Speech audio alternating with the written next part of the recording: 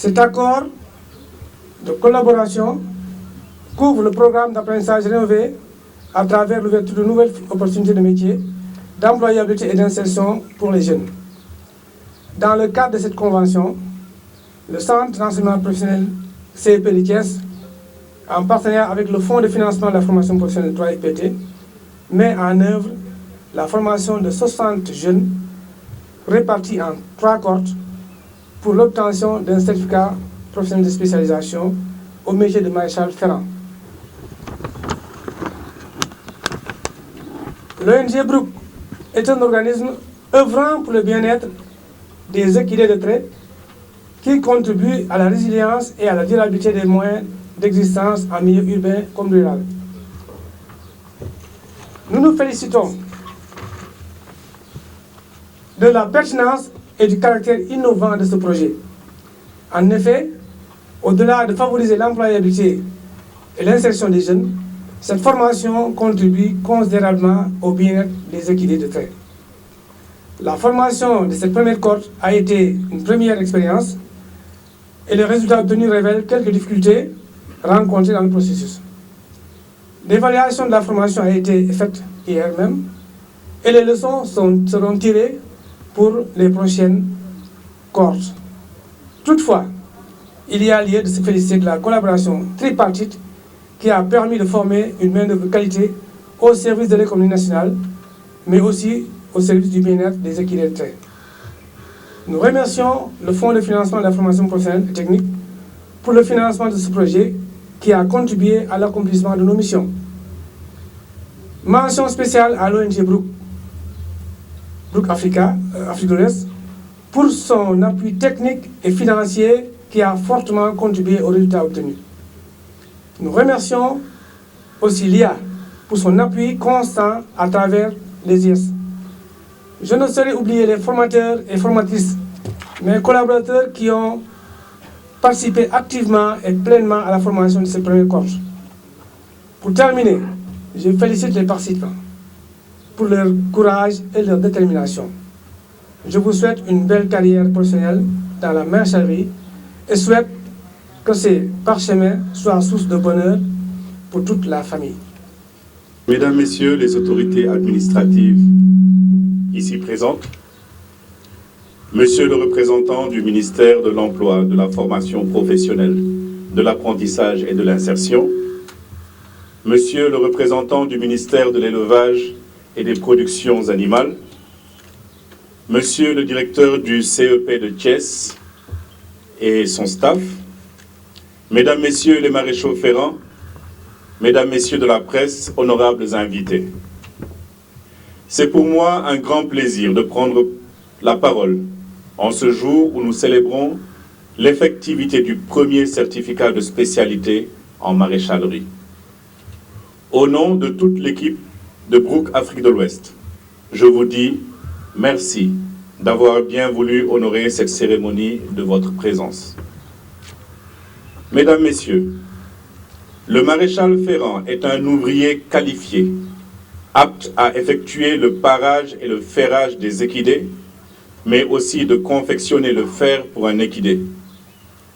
Outre la pose de ferrures courantes, le maréchal ferrant confectionne, en accord avec les vétérinaires, des ferrures orthopédiques ou thérapeutiques. Il offre des prestations de services aux clients particuliers ou à des entreprises, tout en appliquant les règles d'hygiène, de santé, de sécurité, d'environnement, pour lui-même et pour l'équidé. Je reviendrai tout à l'heure sur cette définition. Aujourd'hui, nous avons 19 hommes et femmes qui ont été formés, dont 11 qui ont réussi l'examen de passage et qui se voient ainsi décerner le certificat de spécialité en maréchalerie. Ce certificat est le fruit d'une collaboration fructueuse entre la direction de l'apprentissage du ministère de l'Emploi, de la formation professionnelle, de l'apprentissage et de l'insertion, le CEP de Thiès et l'ONG Brook Afrique de l'Ouest. Un grand merci à M. Ngom, directeur du CEP, et son équipe pour l'engagement sans faille à la mise en œuvre de ce certificat. Nos remerciements vont également au 3FPT pour sa contribution financière aux côtés de Brooke Afrique de l'Ouest. Pour revenir à la définition du maréchal Ferrand, je disais tout à l'heure que le maréchal Ferrand est un ouvrier qualifié, apte à effectuer le parage et le ferrage des équidés, mais aussi de confectionner le fer pour un équidé. Nos récipiendaires d'aujourd'hui sont capables d'effectuer ces tâches et d'améliorer le bien-être des chevaux, ânes et mulets. Si ce métier était initialement dévolu aux hommes, il est aujourd'hui reconnu que les femmes y ont leur place, et la preuve est que cette promotion a vu la participation de femmes que je vous demande d'applaudir. La définition poursuit en disant: outre la pose de ferrures courantes, le maréchal Ferrand confectionne en accord avec le vétérinaire des ferrures orthopédiques ou thérapeutiques. Cette partie de la définition met en exergue le rôle du maréchal Ferrand dans la santé des équidés, mais aussi l'importance de la collaboration avec les services vétérinaires. Le maréchal Ferrand ne travaille pas en silo, mais doit collaborer avec les vétérinaires. Chers récipiendaires, assurez-vous que là où vous allez vous installer, que vous travaillez en étroite collaboration avec le vétérinaire privé de la zone, les vétérinaires du service public et les paraprofessionnels reconnus. La définition se termine en disant: il offre des prestations de services aux clients particuliers ou à des entreprises tout en appliquant les règles d'hygiène, de santé, de sécurité, d'environnement pour lui-même et pour l'équidé. Cette partie est importante et nous avons essayé à travers ce curriculum non seulement de les former sur les techniques de maréchalerie, mais également sur les modules d'anatomie, la sécurité, la communication, la législation du travail, l'entrepreneuriat. Nous avons invité à cette remise d'attestation, je ne sais pas s'ils sont présents, nous avons invité des haras privés, nous avons invité la gendarmerie, les clubs équestres, afin que des relations de partenariat soient nouées avec les récipiendaires. La formation, c'est bien, l'insertion, c'est encore mieux. Mesdames, Messieurs, en parlant d'insertion, Brooke s'est engagé à soutenir, d'ici à la fin du mois de mars 2022, l'installation de 2 maréchaux ferrants, avec un appui en matériel et équipement moderne. Et nous essaierons de le faire pour l'ensemble des 11 maréchaux ferrants certifiés.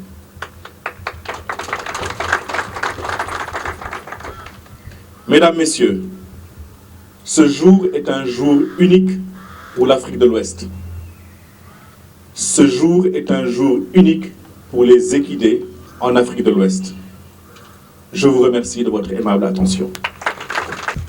Monsieur le représentant du ministre en charge de l'élevage et de la production animale, Monsieur le directeur de Brooke Afrique de l'Ouest et ses collaborateurs, Monsieur le directeur du CEP de Thiès et collaborateurs, Monsieur le représentant de l'Académie de Thiès, chers invités, Madame, Messieurs les récipiendaires, permettez-moi ce matin de prendre la parole au nom du ministre Dame Diop, ministre en charge de l'emploi, de la formation professionnelle, de l'apprentissage et de l'insertion, et au nom du directeur de l'apprentissage, de prendre la parole d'abord pour magnifier un partenariat public-privé, pour dire à M. Emmanuel que le partenariat n'a jamais été aussi dynamique, aussi efficient et aussi efficace. Il faut dire, sans tambour ni trompette, l'ONG Brooke nous a accompagnés dans l'écriture des programmes pour pouvoir former des maréchaux ferrants. Parce qu'il faut comprendre qu'en notre stratégie au niveau du ministère, au niveau de la direction de l'apprentissage, nous ne pouvons accompagner des jeunes qu'après avoir écrit, stabilisé le programme. Donc il n'existait pas encore un programme de maréchaux ferrants au Sénégal. Donc il faut dire que l'ONG Brooke nous a accompagnés pour écrire ces programmes-là. C'est à la fin de ces programmes l'écriture de ces programmes, que nous avons eu donc à initier avec le CEP de Thiès et l'accompagnement de 3 FPT pour pouvoir faire le premier recrutement, donc faire cette phase pilote.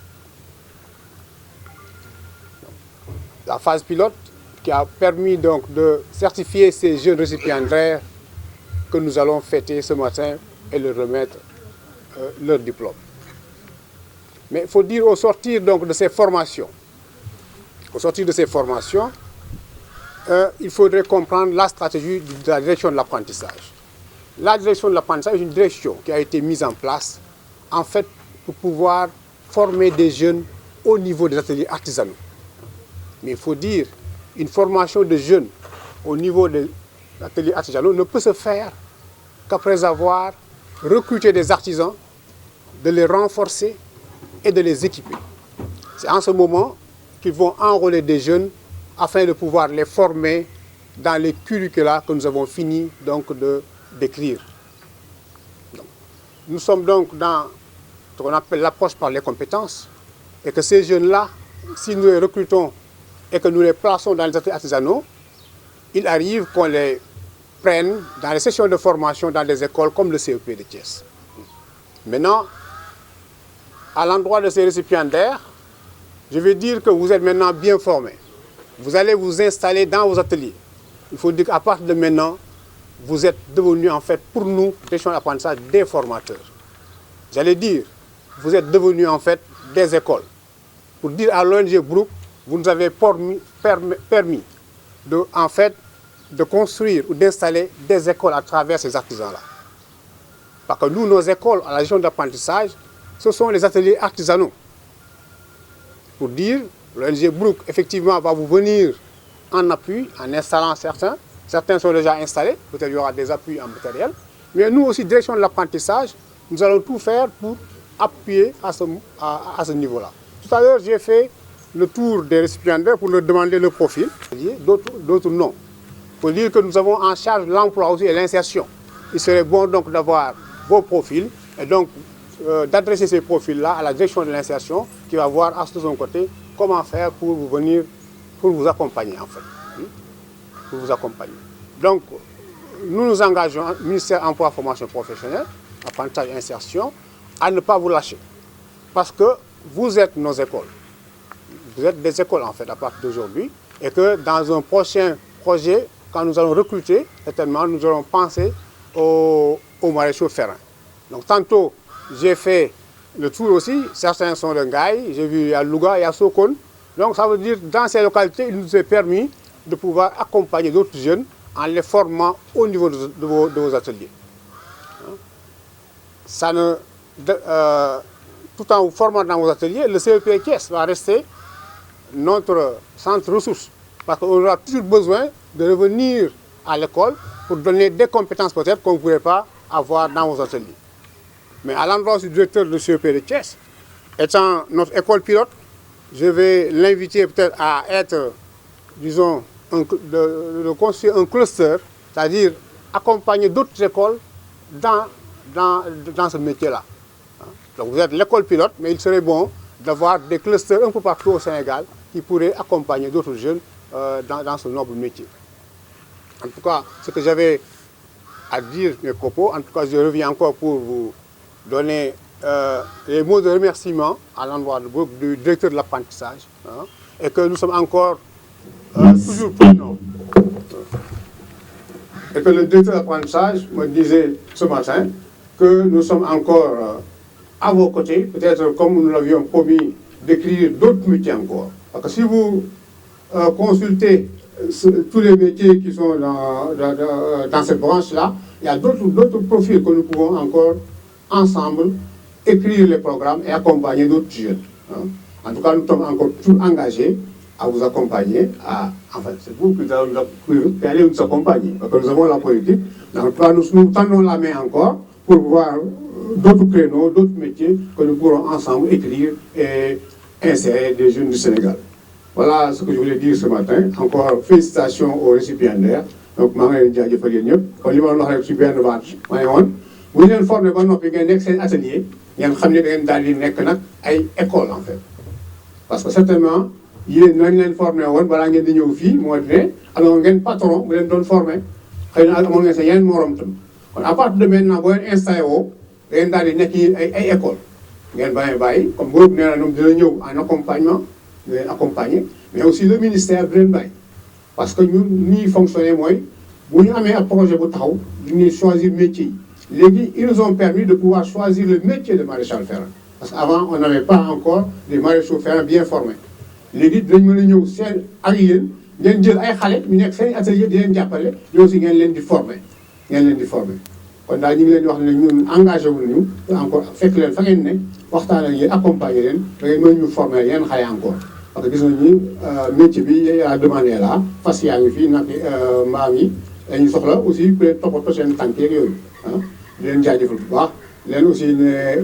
diplôme yi ñu leen a jox yàlla na leen jig incha allah jërë ngeen jëf. Monsieur le représentant du préfet, monsieur le représentant de la maire de la ville, monsieur le directeur ou son représentant de la direction de la formation professionnelle, monsieur le directeur du COP,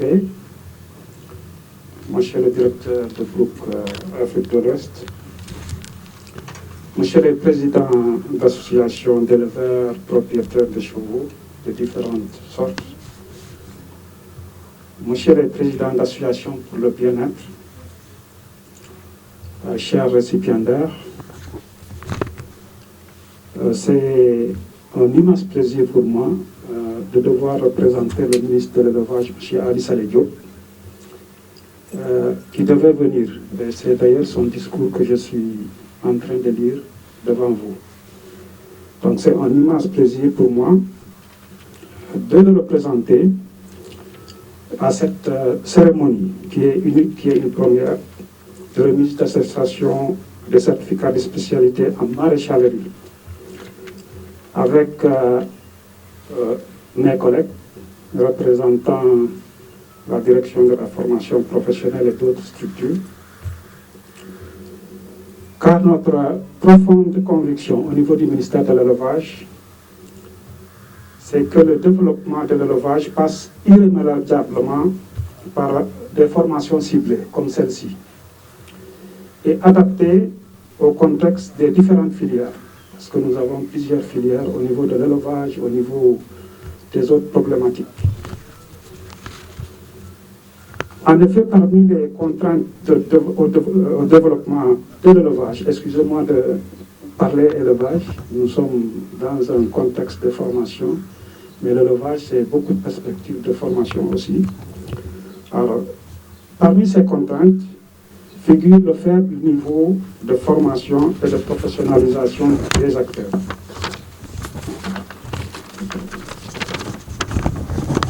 Et comme vous le savez, les équidés qui sont produits agricoles par excellence disposent de nombreux atouts qui offrent à nos populations de multiples possibilités en rapport avec l'agriculture, avec le transport, avec les courses hippiques, avec les sports et les loisirs équestres. Là aussi, je suis obligé d'élargir pour vous dire qu'il y a beaucoup de métiers. On parle de 100 métiers dans les pays à filière économique développée. Et donc, quand j'élargis, c'est pour vous dire tout simplement que Brook a initié, mais nous serons derrière pour essayer de traquer ces 100 métiers, n'est-ce pas? Et c'est conscient de cela que les pouvoirs publics, à travers le ministère de l'Élevage, ont réalisé les haras de Dara, celui de Thiès, celui de Kaolack et de Mbacké, dotés chacun de laboratoires d'insémination artificielle équine, et de talons de race pure et de haute valeur génétique. L'État a mis en place également un système d'identification des équidés, fondement de la certification des origines, avec la vulgarisation actuellement, avec l'aide de groupe, de 210 000 livrets sanitaires et signalétiques. L'État a également procédé à la pose de 34 000 puces électroniques, toujours dans le système d'identification. L'État a formé en collaboration avec les ONG Group et une autre ONG britannique. Sans maréchaux ferrants, ça veut dire qu'il y avait déjà un travail initié et que 100 maréchaux ferrants ont été formés et que nous sommes dans une haute perspective d'intégrer maintenant dans l'enseignement ces disciplines à travers la cérémonie d'aujourd'hui. Nous avons formé 50 selliers et près de 300 cochers au code de la route, mais également 260 agents dans les techniques d'identification.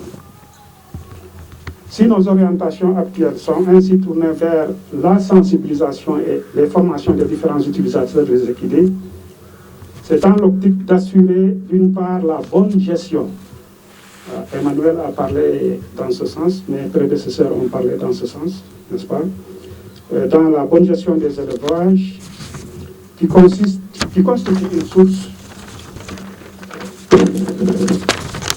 une source de revenus et d'emplois considérable, et d'autre part de permettre une meilleure adéquation entre le besoin socio-professionnel et les missions des services publics.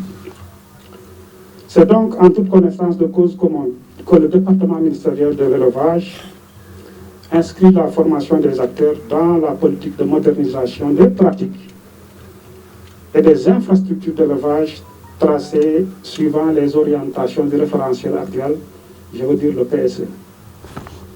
Et c'est pourquoi nous louons à sa juste valeur les efforts de nos partenaires portés sur l'adéquation des formations d'abord, des modèles de technique, de fabrication des intrants au contexte sénégalais. En outre, j'ai le ministre au niveau du ministère de l'élevage, parce que l'élevage quand même c'est vaste. Il nous a instruit en tant qu'agent du ministère de l'élevage de codifier les métiers, de lister d'abord les métiers d'élevage et de les codifier. Et donc voilà un chantier sur lequel nous allons travailler avec le ministère de la formation professionnelle. Donc Brooke a tracé la voie, d'abord en étant dans un partenariat étroit. C'est un partenaire privilégié. Nous avions eu à travailler déjà sur la maréchalerie et la sellerie. Et voilà maintenant qu'on codifie la maréchalerie. Il y a plus de 1000 métiers, pour ne pas rester sur les 100 métiers de la filière équine. Donc voilà un chantier sur lequel nous allons travailler ensemble. Je termine donc mon allocution en réitérant mes sincères remerciements à Brooke et au ministère de la formation professionnelle, au centre, au COP, mais également en félicitant les récipiendaires. Et le ministère de l'élevage est à leur disposition aussi pour les accompagner. Mesdames et messieurs, je vous remercie pour votre attention.